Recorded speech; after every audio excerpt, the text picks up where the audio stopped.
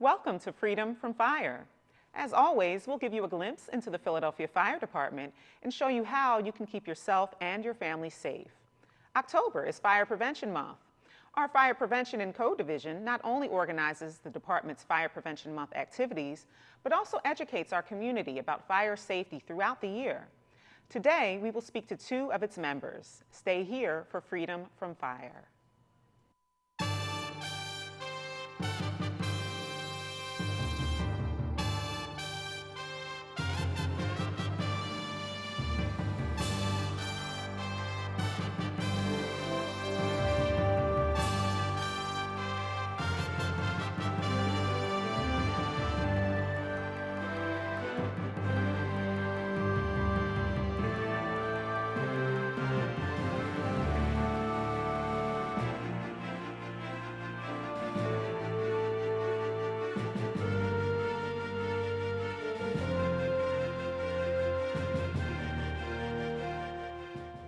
Hello, and welcome back to Freedom from Fire. I'm your host, firefighter Camila Bayete Taylor. I am currently stationed in our department's Fire Prevention and Code Division, where community risk reduction efforts are a primary goal. Here at Freedom from Fire, we aim to improve your quality of living by giving you fire and life safety information. We also introduce you to our local safety partners. On this episode, we will speak with Chief Gustav Baumann and firefighter Leo Masonette, both from the Fire Prevention and Code Division. Chief Baumann, Leo, thank you so much for joining us today. Thank you for having me. Thank you. All right, so first, let's start off. Chief, Leo, tell us a little bit about yourselves and your role with the Fire Prevention and Code Division. Sure, my name is Chief Gustav Baumann. I'm a battalion chief with the Philadelphia Fire Department in our Fire Prevention and Code Division. I've been with the city for 29 years as a firefighter, a paramedic, a supervisor, and finally a chief. Manager. During these years, I have worked in the field, and I am currently with our Fire Prevention and Code Division for 4 years. Part of my duties are to make sure that the public receives adequate education on fire and life safety. Excellent. So you've worn a lot of hats. A few. All right. A few, and I've kept some. Absolutely. Well, we're grateful to have you as chief of our department. Thank you. Of our unit. Leo, tell us a little bit about your role with the Fire Prevention and Code Okay, Division. well, I'm currently at Fire Prevention, Code Division, since 2017. I got on the job in 1996 as a firefighter. I'm still a firefighter. I'm now with the older adults team as opposed to the youth team I was a few years back, and I am enjoying every minute of it. Excellent. Excellent. All right. So October, all right, I just mentioned Fire Prevention Month. October is a very important month for the Fire Prevention and Code Division. Tell us why and what kind of things are we looking to, or what kind of things can we expect coming in October? Yeah. October is actually, it's a national Fire Prevention Month, and what's also happened is that there have been Fire Prevention Weeks. Fire Prevention Week is considered the second week of October every year, and it was created by the NFPA back in the 1920s as a remembrance effort for the Great Fire of Chicago in 1871. That was a catastrophic fire that set fire prevention and fire code as a forefront in fire and life safety for the entire whole community of the United States and maybe even the world. Over 250 individuals were killed, 100,000 citizens were left homeless, and over 170,000, I believe, structures were destroyed. They were wood frame. The fire department was small at the time, less than 20 pieces of apparatus, so the fire spread quickly and devastatingly. And ever since then, the fire departments all throughout the country have done our best to make sure that the public receives the education and the assistance they need. Part of what we're going to do this year is have a citywide fire drill, SEPTA car card campaign. We're going to recognize EMS and firefighters of the year for 2023.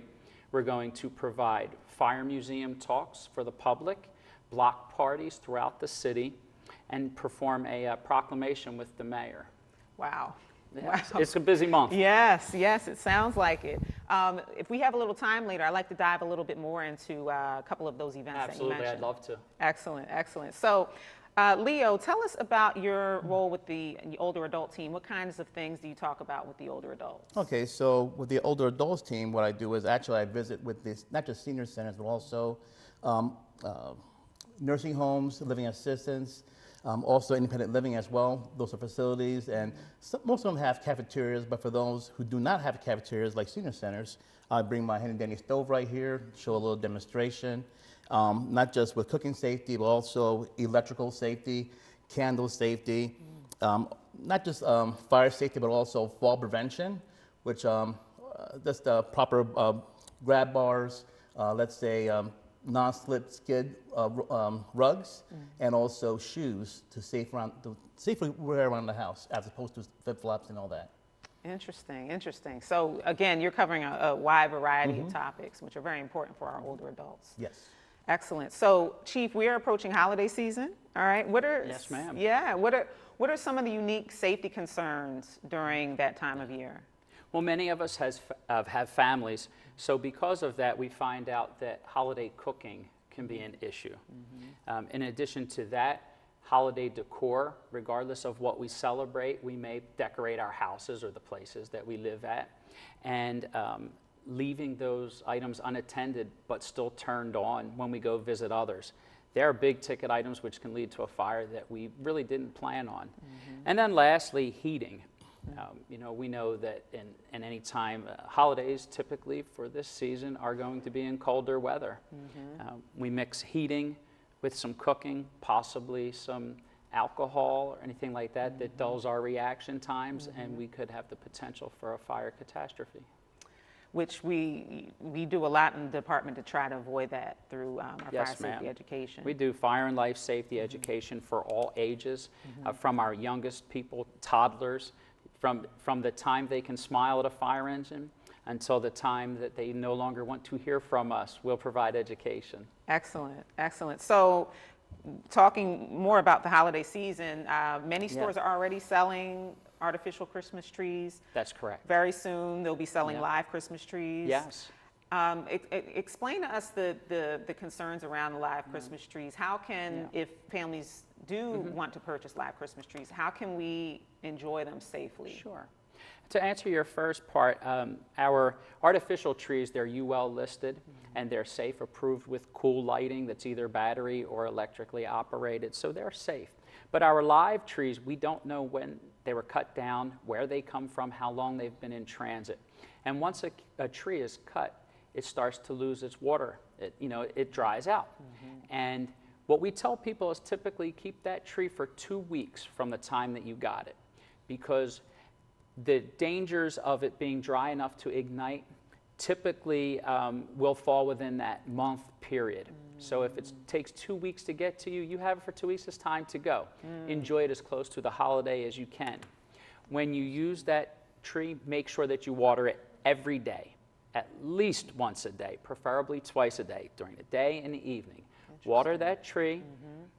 When you see needles fall off or if it starts to change colors, it's time for the tree to go. Decorate it safely with LED, preferably lights which operate cooler temperatures than the old lights that we're used to. In addition to that, when you're not home, you have to turn the tree off. Have it on a timer, unplug it, because although the decorations are beautiful and we want our neighbors to see them, we don't want to leave them on and unattended, especially with a live tree. Absolutely. So we'll stay on the subject of Christmas trees, decorations. Yes.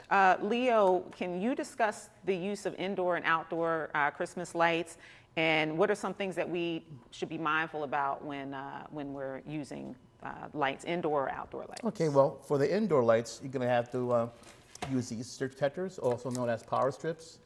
Make sure you plug into that wall for the power strip. Have those lights plugged into each socket. Make sure you have a UL sticker when you do purchase one of these power strips. Make sure it's quality control safety inspected. Any department store, hardware store would do. I've heard people say, oh, I bought mine at the dollar store or Five Below. I said, well, that's all well and good, but as long as it has a UL sticker in the back, you'll know that it's not just quality, but also inspected as well. That way you won't have any problems in the future. With the, you've seen that movie, A Christmas Story, when you have that big cluster of all these outlets, and they have little make-do extension cords, and you see sparkles. Well, we want to avoid that by using these power strips for the inside. For the outside, now you have these pack lights that have timers, LED, projector lights that go from the outside and just project for the, to the house, as opposed to having to hang all these lights outdoors and risking an outdoor fire for your house. Absolutely. Yeah, we've definitely, I mean, I myself have in the last few years seen a ton of those projector lights. A lot of homes are using them now, which is great. So as we move, we're going in October, and it's cooling down a little bit outside, especially in the evening. Yes. One of the things that comes with that is heating, all right? So people are using might be using space heaters or alternative forms of heat like a stove. How can you speak to fire safety around heating, and how can we heat our homes safely? Sure. The safest way to heat your home the safest way to heat your home is to use the furnace that was part of your home, as long as it's maintained, it's kept up, and it's in great shape. That's not always possible because the cost of utilities have increased significantly over the last few years. So people have moved to portable heating. And portable heating, if it's going to be done, should be with a device that you all approved, preferably electric over kerosene, a space heater. And the electric one should be plugged directly into a wall. It should have 3 feet of space all the way around it so that the heat radiates out but doesn't dry out or come in contact with any other piece of flammable, fabric or whatever. Nothing should be placed on top of the heater to dry clothes or to warm a blanket before you go to bed. And in addition to that, if you're going to utilize a kerosene-filled one, it has to be fueled outside. Do not fuel it inside. Leave a window cracked so that the fumes and the carbon monoxide will leave your house and you don't get sick from that. Additionally, and I know people may not want to hear it, but in the evening when you go to bed, you have to turn that space heater off because it's unattended at that point. And if it starts to overheat or give off too many fumes, you're not going to know if it malfunctions. And then lastly, one of our biggest things is, even if you can't afford to use space heaters, put extra clothes on, blankets, ask for assistance. There are agencies that do that. Because what we find is when people do not do that, they use their stoves or their ovens. They open the oven door, they turn the stove, the burners on the top on, and then try to heat the house. That's excessive heat. That can be heat up to 500 degrees or better. And it's just going to keep pumping out. It's going to overuse the stove or the oven, and then everything around that, all the cabinets are going to be superheated and dried out, and you can start a fire that way. All right, which we do not want. No. We do not want. So stay on the subject of heat, fireplaces. Yes. All right, so Leo, a lot of people are using fireplaces. Use fireplaces not only for heat, but sometimes families like to, as a bonding experience, gather around the fireplace. How can we as citizens enjoy that safely? Okay, so I want to start with my own personal home. I have an electric fireplace in my home, and it's like a space heater, but it's a little bigger, over-glorified, has a little a countertop right there. Do not use the power strips for that. What you want to do is plug those things right into the wall. That way, because if you plug in one of these power strips, it's a trip out every time. It's a huge device with a lot of juice coming out. So if you have an electric fireplace right into the wall, no problems. Turn it off, like the chief said, when it's time for bed, not a problem. For a traditional fireplace, what you want to do actually, you want to check the damper, which is actually like a flue pipe for a furnace, and make sure that you see daylight. If you don't see daylight, you're going to have to clear that damper. You have pokers also for fireplaces. Make sure everything is not just for heat, but also make sure that the ashes are evenly spread, not flowing out of that fireplace as well. Absolutely. And if you can touch briefly on candles, Yes. because again, we're using candles for holiday celebrations. And All right. Yes. All right, so with the candles, obviously some are bigger than this. What you want to do is actually have 3 feet of space on each side of that candle. Make sure it's clear of any curtains or furniture or maybe a coffee table, not coffee table, I'm sorry, just anything that's nearby, a couch. That way you know that, it won't catch fire. And when you leave your home, whether it be an apartment or a house, or make sure you blow out your candle every time you leave your home. Sometimes people, even older adults, they'll go from room to room. They'll forget that candle's lit in their bedroom. So I tell them, hey, before you leave your bedroom, go to the kitchen or, make sure that candle is blown out. Excellent, excellent. Thank you for that. We're going to take a short break, but when we return, we'll keep this awesome conversation going. So please stay tuned.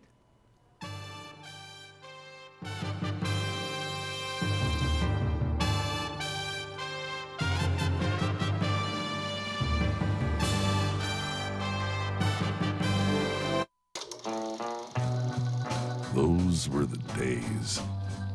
We'd cruise down drags with our favorite bands. And every night, we had standing dates with the same friends. We hustled, we bumped, we bus stopped, and we smoked all the time. If that was you then, get your lungs screened now. Visit screenyourlungs.org today.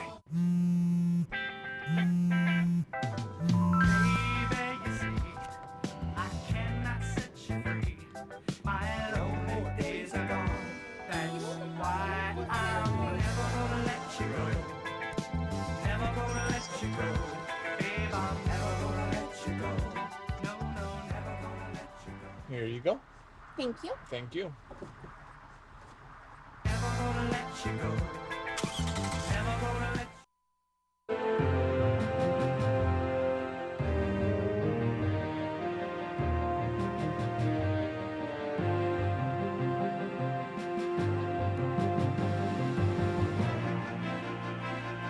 Welcome back to Freedom from Fire. I'm your host, firefighter Camila Bayete-Taylor. We are talking to Chief Gustav Baumann and firefighter Leo Masonette of the Fire Prevention and Code Division. All right, so Fire Prevention Month. We're back to Fire Prevention Month. All right. Within that, as you mentioned, we have Fire Prevention Week. Yes, ma'am. Now, every year, the National Fire Protection Association, they establish a theme for the year. This year is Cooking Safety Starts Yes. With You. All right, so according to the NFPA, cooking fires are the leading cause of home fires and fire injuries in the United States. All right, now regarding cooking safety, Leo, this is for you. Okay. How can citizens stay safe while cooking? Okay, so what you want to do is, every time I give a presentation, I ask people, how do you put out a grease fire? And someone say, oh, I throw this on that, baking soda or salt, and or maybe some sugar. I said, well, that could be an alternative for getting the flames out. But the best thing to do, if you do get a grease fire, first thing you want to do is turn off the source of that of that stove, get a lid, put it over that pot or pan. You want to move it to the non-burning side of that stove. If it spreads and it goes to the cupboards or to the wall, then dial 911. That's for a grease fire. Okay, and I tell them every time you use pots or pans, make sure the lids are either inward or in the rear of the stove. That way, pets or small children, if they linger on, they won't knock over the stove and cause problems. If you have loose sleeves, roll those sleeves up. Okay, and if by chance it does catch on fire, instead of doing the stop, dropping, and rocking, rolling thing, you want to get either a countertop or a wall to put that fire out. You're indoors, you're in your own home. Take your shirt off, okay, if it's on fire. Let's say you want to answer the front door, or you want to go to the next room. You got to put it on simmer. You're watching the Eagles game or the Phillies game, all right? So what you want to do, if you're answering that front door, bring something with you. Either an oven mitt, serving spoon, throw a dish rag over your shoulder, answer that front door as a reminder that, hey, I have something cooking on the stove. Another huge cause of fire, kitchen fires, is unattended cooking. So you want to use that as a reminder, make sure. That's a great reminder. That's a great reminder. Yeah, I think, I mean, I've experienced that, with friends who've had situations like that where you know, they forgot, and that's a great tactic in order to remember those things. Definitely. So we're talking about if a fire starts. So Chief, explain to us the importance of a home escape plan, having a home escape plan, and why every home needs a home escape plan. Yeah. A home escape plan is exactly what it sounds like. It's a plan that you develop as a family to leave the house whenever there's a fire incident. We don't advocate anyone to fight the fire themselves. That's what the fire department is there for. We will come and we can assist you with getting your property taken care of. But we can't do things that will prevent you from dying or being injured. So you have to get out and at least assist us. And how do we do that? Is we go by the philosophy of everyone is out. You don't get out together, you get out. Every individual of every age, knowing what their abilities are as far as movement, is to get out on their own, at least 2 ways from every room. And if that's not possible, then you have to look at alternatives, such as securing yourself in place, sheltering in place with a closed door, getting to a window and screaming for help. But the home escape plan is the best way because you cannot get injured in a house that you're not in. And so you leave quickly. Find a meeting place predetermined with your family and get everyone to go from that meeting place, which should be away, at least across the street from the property. You call 911 from outside the house. And in addition to that, you have to practice it. Practice it monthly. Go over it anytime you have changes in your property. If you make changes such as construction, or if you change it into a rooming or something like that. And then not only that, but share your plan with your neighbors and make sure they have one as well. So that even if they have a fire, you can evacuate in case it spreads to your house. Excellent, excellent. Yeah, it's, you know, when we go out to schools, we talk to them about, schools do fire drills, that, you know, sometimes twice a year. Right. And so we need to be doing those at home because most people get hurt in fires at home. That's true. Yeah, yeah. We really do. Absolutely. So last time you were on the show, we talked a little bit about the smoke alarm installation program that the Philadelphia Fire Department has. Yes. Can you speak to kind of where we are since we last talked and how the program is sure. going? So thousands of our citizens think it's a great idea to get smoke alarms. And it's really important to note that these smoke alarms that we give out to the community are free of charge. Now you say give out, what does that mean? Do I just knock on the firehouse door and get them? Well, no, we don't do that. Why? Because we want you to receive fire and life safety education with that. So the fire department comes out and installs the alarms. We don't hand them out. But here's the best part of it. You get that education from us, you learn about your home safety, your home escape plan, and everything going on. And last year alone, we were able to reach 9,800 houses and install over 36,000 smoke alarms in houses for people that requested our services. And as far as we're concerned, that's just the tip. We would love to do more, but you have to let us know you want them. The best way to let us know is contact the city service called 311. Okay. That's a clearinghouse for any concerns, issues, complaints, anything that you have within the city of Philadelphia. Any city of Philadelphia resident who owns their property and occupies it at the same time, contact 311 via telephone, internet, any way you can, and we will come out and install smoke alarms for free. Excellent. Excellent service that we're providing to our It citizens, Philadelphia. So we talked a little bit about the fire prevention events that we have during Fire Prevention Week. Yeah. Speak specifically to SEPTA Car Card and the citywide fire drill. What are those programs about? Sure. Fire and life safety is important all year round, but people only think about it 1 month of the year. There's so many other concerns living in the city of Philadelphia. Well, what we've done is partner with SEPTA so that anytime you ride a bus, a train, a trolley, there'll be a note if you look up at the advertisements that are on the train. SEPTA has allowed us graciously to put our yearly fire prevention message on a poster, a small poster, and that's why it's called a card, inside every bus, train, or trolley, so that fire prevention can be on your mind all year round. And then in that 1 month out of the year in October, we also bring fire prevention to you. And so we focus on a citywide fire drill. One of the first things we do is that we bring all fire apparatus from every firehouse within the city out on their apron, and they turn their lights on and hit their sirens to let you know, pay attention. This is about your fire and life safety. And then we pick one address randomly throughout the city every year, and we do a mock-up of an actual fire. And then it goes based on what the this year's theme is, or that year's theme, you know. And so this year is a cooking fire, and we will simulate a cooking fire from the time it happens until the fire department comes, places the fire under control, and makes sure that all the citizens are safe. And we do that every year. Wow. Well, we can definitely learn a lot from it. Yes, we can. can. We can as a Yes, department and as well we as always do. citizens. It's training for us. Yes. It's a visual representation of what we do, and it allows the citizens to ask questions and inquire about what they think they need for their life safety. Excellent, excellent. All right. So I wanted to talk a little bit about the youth program that we have. Last year, that school year, we reached over 10,000 students. Yes. And then an additional 1,800 students during our fire safety summer camps. Can you speak to the importance of youth, us reaching the youth with our fire Sure. safety education? So there are two main reasons why we like to reach the youth.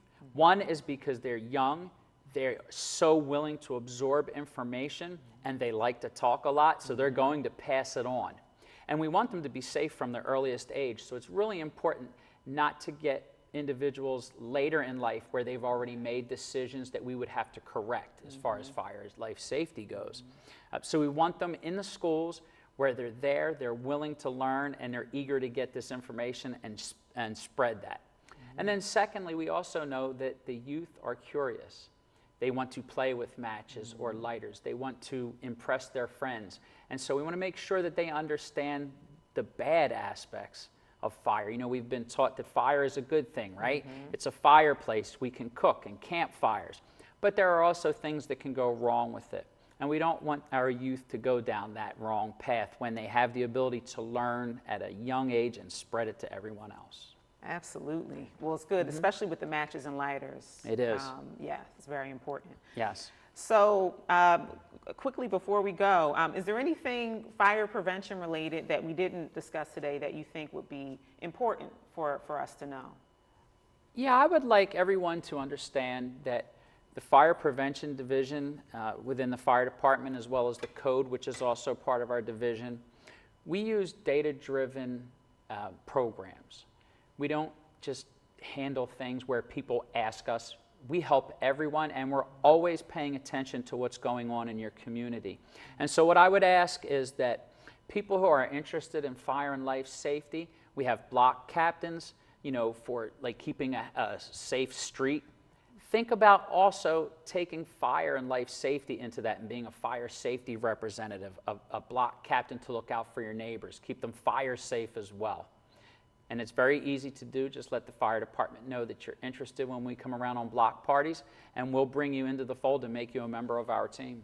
Excellent, excellent. Well, I wish we had more time, but unfortunately, we are out of time. We just scratched the surface of what the Fire Prevention and Code Division does.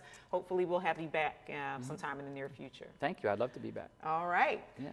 For more information about the fire department, check out our social media pages and website.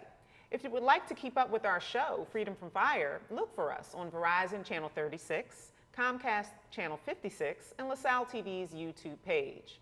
Also, check out Fireman's Hall Museum, located at 147 North 2nd Street, and meet with our museum curator, firefighter Brian Anderson.